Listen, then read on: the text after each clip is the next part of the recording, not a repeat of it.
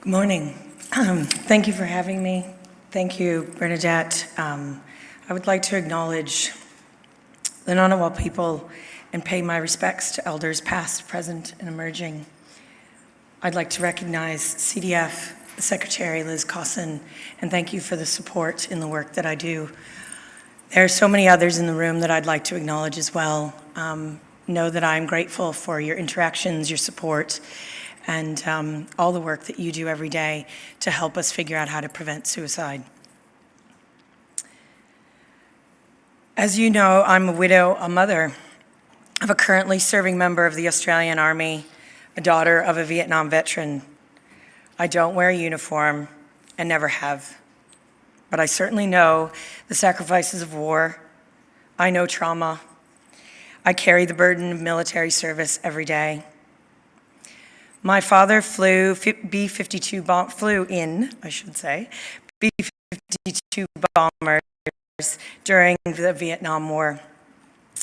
He'd never talk about his service with us, but he was quite affected by the damage he did during his service. I'm really looking forward to hearing Nikki's presentation later on moral injury. Although he had an incredible zest for life, apparently I'm more like him in personality than my mom. I hope I'm more honest in some ways too. He struggled to appropriately manage his emotions and self-medicated with alcohol. I didn't realize he had post-traumatic stress until 4 years, and my brothers only understood last year after my father died.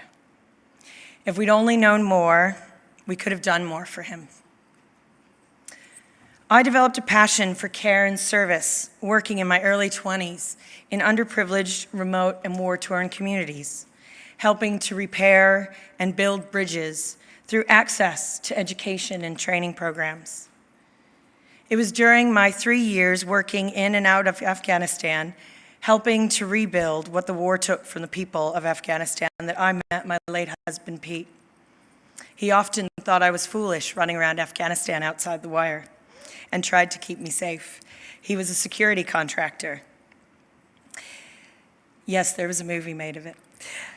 Though he was out of the Army when I met him, he missed it. After we married in 2010, Pete re-enlisted as a soldier in the Special Forces. Some of you served with him. I quickly found myself serving again, this time in the Australian Army, as a wife and mother. I say that proudly. The experiences of service that Pete and my father shared bonded them together. Being able to speak their lingo and truly understand each other, it was nice to have a window into what they experienced because of my time in Afghanistan. I knew that Pete didn't have the start in life that we'd all want for our children. It manifested in narcissistic tendencies, but he was full of tenderness and love underneath his big, scary exterior. I suppose, subconsciously, I was naive enough to think that I could save him from himself. Maybe because I couldn't save my dad. Pete was a complex person and a wonderfully unique blend of contradictions. He was kind and tough. He was approachable and cranky. I called him a curmudgeon. He was informal and authoritative. From what I've gathered over the last 4 years, he was one of 3 people who successfully brought mental health first aid training to the Australian military and continually advocated for his peers to access and support their mental health. That's an amazing achievement.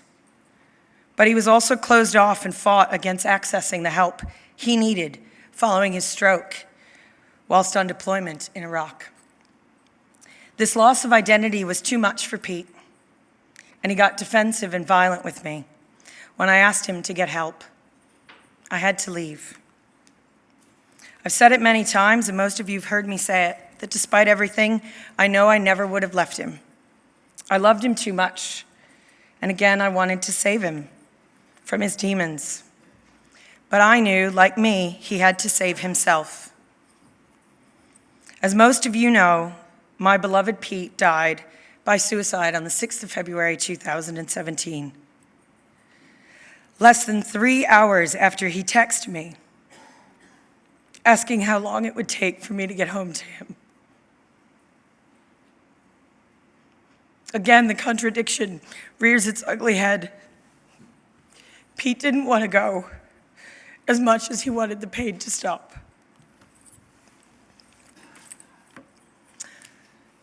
I've said it many times, and now I can't read my words, that despite everything, I never would have left him. He was one of Australia's most elite soldiers. He was a husband, father, grandfather, son, nephew. I think I'm getting tissues. And as you can tell, he's dearly missed.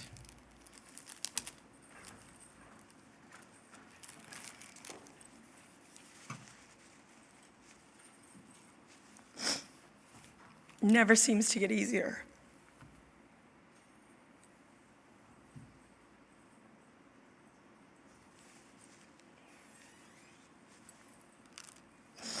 Our son Tom carries on a very long tradition of service as a corporal in the Australian Army in 3 RAR in Townsville.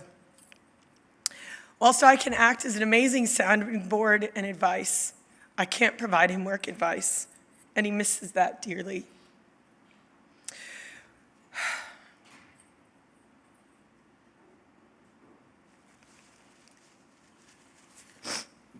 I am sad to say that Tom also misses out on seeing how proud his dad would have been as he works hard and progresses his career.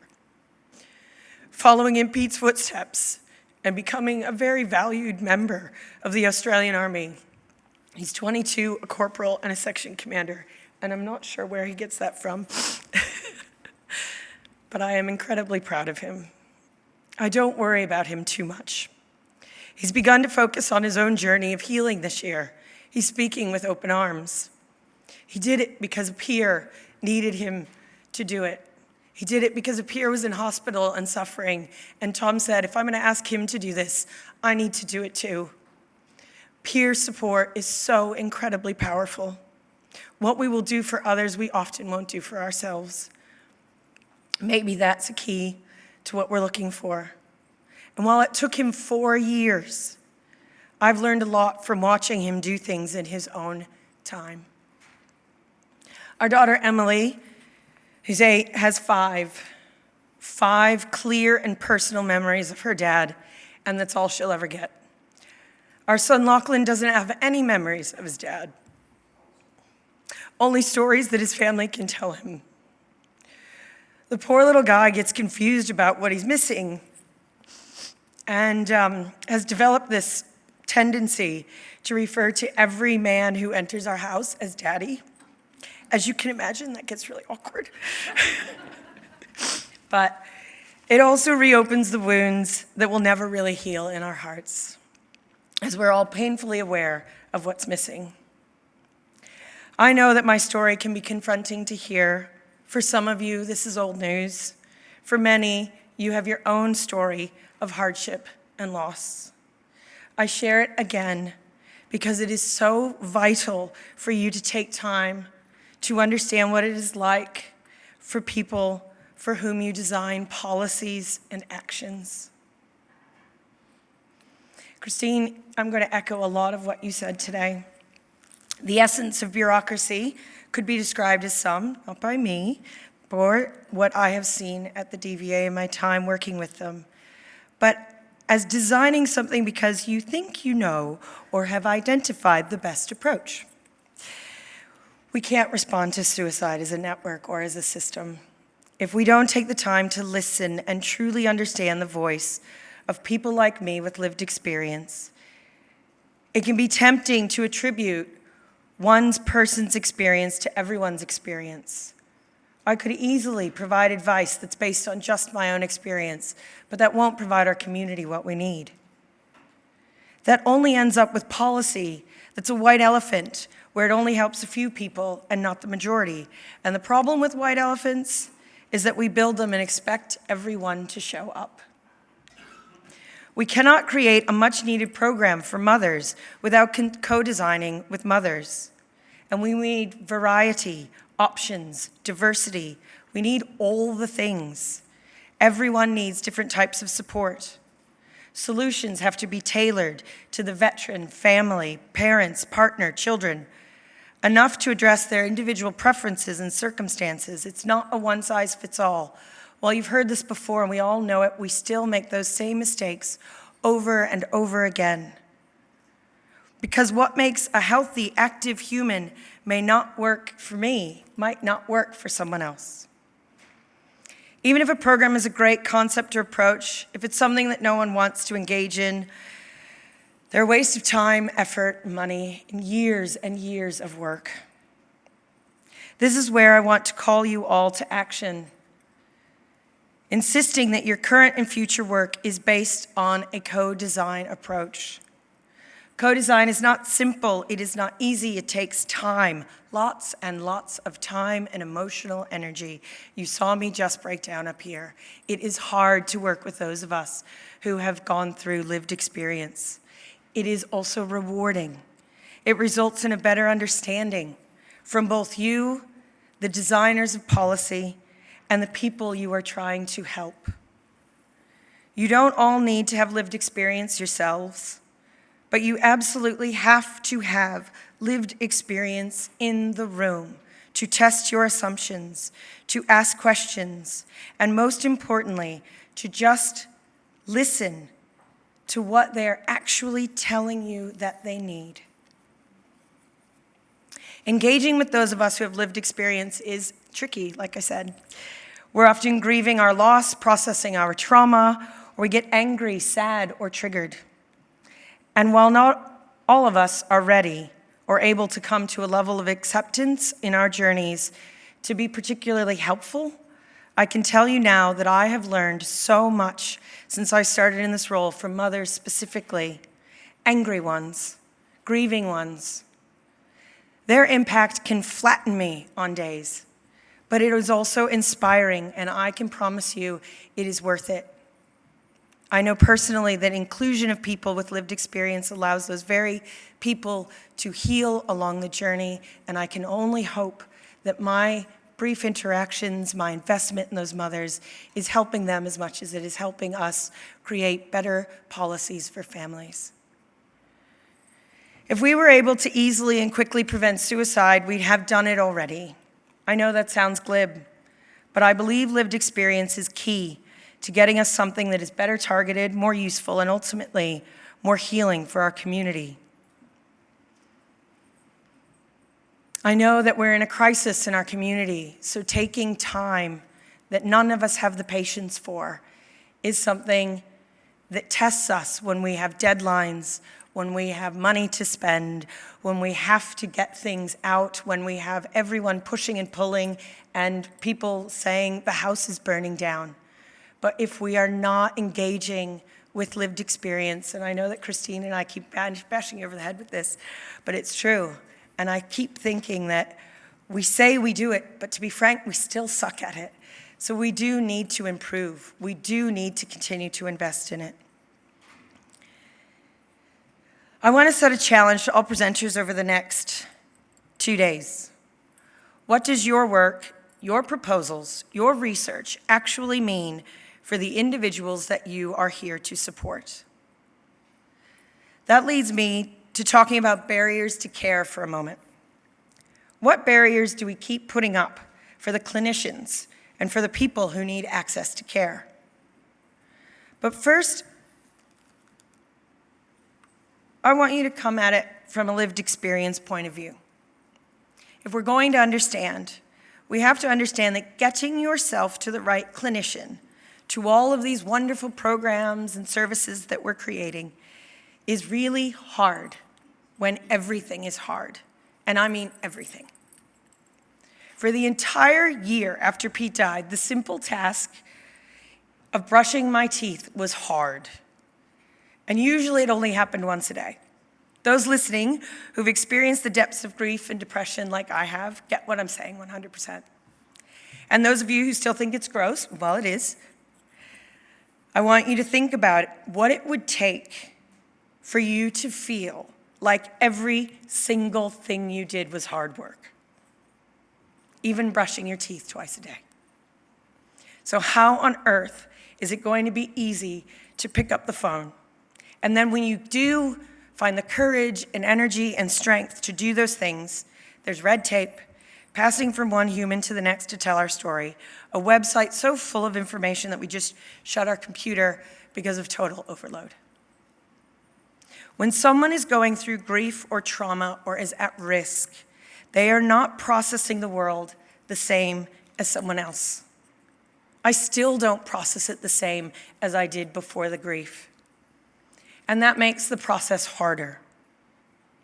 It's easier to have a distorted vision of reality, and we have to keep fighting against it. The world can become a terrible place quite quickly. I know I needed people to de-escalate and contain. It is something Bree Till says to me all the time. We need to de-escalate and contain. We do not need to feed our own negative energy into an already crisis situation. I needed people to contain my reactions, what I was exposed to, the number of people, the number of services. I needed calm, positive, encouraging people who were accountable when I was at my worst. I cannot stress enough the need for positive, hopeful, supportive peer networks, families, carers. It all becomes so much more important. While improving clinical care is really, really, really key, there are 24 hours a day and a lot more hours in the week. And I believe there's great benefit to also focusing on the 23 hours we're not in a clinician's office and how those around us can help us reduce the risk of suicide and live happier, healthier lives. I also think we're missing a massive opportunity in doing more in the postvention space. I would not be standing here today if I had not done 4 years of intensive individual and group therapy in my 20s. I would have very much have orphans if I had not known and done that work earlier. The amount of parents and families I talk to who are grieving, who have suicidal ideation, is dangerous and terrifying. There is an enormous opportunity to wrap services around people and families immediately after a death. Their serving members, their battle buddies, whatever you want to call them, we are all at risk after a death, which means, given the suicide rates in this country, the vast majority of us are at risk. It's fine when it's fine, and then all of a sudden it isn't. I often call Pete the perfect storm. We are all susceptible to that storm. Postvention is one of the best times for prevention. It's the peer support, the counseling, psychoeducation, reflection, retreats, social connection, healthy habits, meditation, art therapy, thanks again, Bree, music therapy, purpose, reflection, and most importantly, an acknowledgement that people can only do it at their own pace. The whole system is geared toward the system. You're in shock, and all these people want this stuff from you. You've got coroners and financial institutions, doctors, banks, insurance companies, superannuation, even the post office. It's fun to burst into tears with them. The phone company. At the end of the day, people who are bereaved, people who are at risk are surrounded by families. How do we support the people who are supporting the person who is at risk or bereaved? Part of the problem is that we treat people like an isolated island. And at the end of the day, not everyone is ready to accept help. I know Pete wasn't, but the family definitely is ready to accept help. I know that if something went wrong with Tom, I would want help, even if he didn't. There has been a fundamental change of proactive engagement under the current Secretary of DVA, at DCO, and even with the Inspector General. While respecting privacy, they are finding appropriate ways of leaning in and wrapping more support around families. We obviously have to respect privacy, but it shouldn't get in the way of supporting people. We often forget about informed consent, and that if you just ask, many people will want you to help, especially if we reach in before we're edging on a crisis. I'd like to turn to ESOs for a minute. There is an incredibly important role for our ESO community to truly start partnering together. Not collaborating where you come in the room, tell each other what you're doing, and then go back and play in your own sandbox. But truly breaking down silos, doing work together. Where everyone who is involved in our ESOs, please look ahead 5, 10, 20 years and start making those hard decisions around structure, constitutional change, and service delivery that might mean big overhauls of what you currently do, or it might even mean you don't exist in the way that you do today. Our boards need to be more diverse in every way to help understand our current and better future, including lived experience on those boards. They might need skills, train them, mentor them. Our younger veterans and families need to be mentored and shadowing our CEOs, directors, and the like. My last challenge to our ESO community is to do a better job including all those in your services who have interdependent relationships with our veterans. We haven't lived in a world of strict nuclear families for a long while now, and we need to be supporting all those who are supporting our veterans, be they mothers, aunts, brothers, fathers, sons, or friends. If you offer a service to me and my children because I am a widow, why aren't you offering that to a mother or father of a veteran who has died? And if you do, why don't they know about it yet? ESOs play such an important role in helping find solutions. Just imagine how much more you could do if we really rolled up our sleeves and worked together. I was on the phone this morning with an incredibly complicated case that I've been dealing with for the last 3.5 years. Yes, I've only been in this job for 6 months, but I've been working with her for 6 years. And she said to me, I think people aren't accountable with me and give up because it's too messy. And when it's too messy, people just think it's too hard and they give up on me. And that's how our veterans and families feel alone. The ones who are easy, clean cut, come through our services, go off and find a job after we've put them through a training program. That's easy. It's beautiful. It's lovely. The ones that are messy, that are at risk, that are hard, that take a toll and impact us every time we see their number come up on our phone. Every time we read the email line and go, okay, how do I stay myself to deal with this? Because I know that I can't help in the way that I can. Those are the ones where we need to actually dig in together and find better solutions, because there are more of them than we want. Co-design, lived experience, accountability. If we say we are going to do something, I'm looking at the ESOs right now, do it. Hold yourselves accountable to the people you're serving and to each other. Lean in earlier. Create real, meaningful partnerships and programs. And postvention. My final request is this. Take stock of our public conversations, which are incredibly important to have. All of our opinions are valid. All of our opinions should be respected. But how are we impacting our community with those public conversations? How are we taking away hope?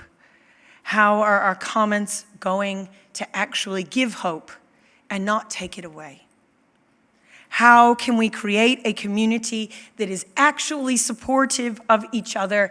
How do we stop cutting down our tall, beautiful poppies? How do we reinforce the positives? Because right now, some would view this community as entirely broken. I do not view us that way. I see strength and hope and leadership. Every single person I have met in 4 years is trying to help. We are all trying to accomplish the same thing. Dig in, help, spread messages of hope, reach out. Because otherwise, we will just keep taking more casualties.